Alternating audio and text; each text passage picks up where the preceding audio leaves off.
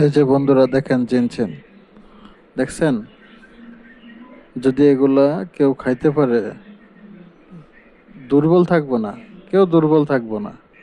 দেখেন কত রকমের, যাদের উত্তেজনা কম, পাতলা, সময় কম পান, একবার করলে দুর্বল লাগে, তাদের জন্য এটা।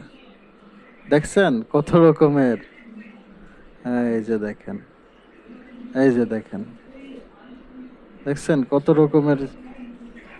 এই যেটা আমি নিলাম, দেখেন এটা আমি ভাঙাবো আজকে, গুঁড়া করব। হ্যাঁ, দেখছেন? এটা একটা জট। হ্যাঁ, এই যে দেখেন এই মেশিন দিয়ে ভাঙাবো এই জট। এই জটটা মূলত 6 বছর পরিমাণ পর্যন্ত এখানে রাখা হয়েছে।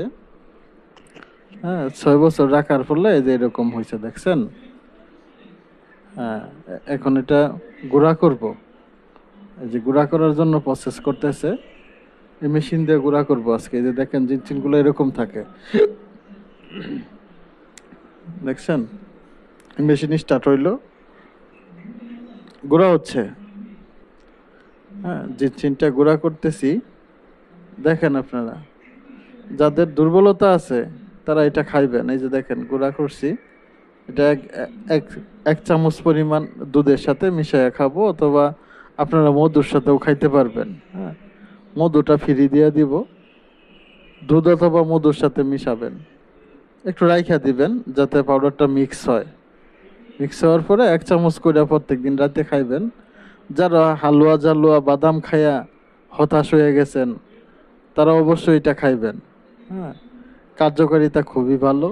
এটা আল্লাহর ধানীয় গাছ, কোনো কেমিক্যাল না, কোনো কিচ্ছু না। এটা উপকার আছে। হ্যাঁ, যাদের দুর্বলতা আছে আপনারা এটা খাইবেন, অবশ্যই খাবেন। দেখেন, এটা একটু ভিজাইয়া রাখতে হবে।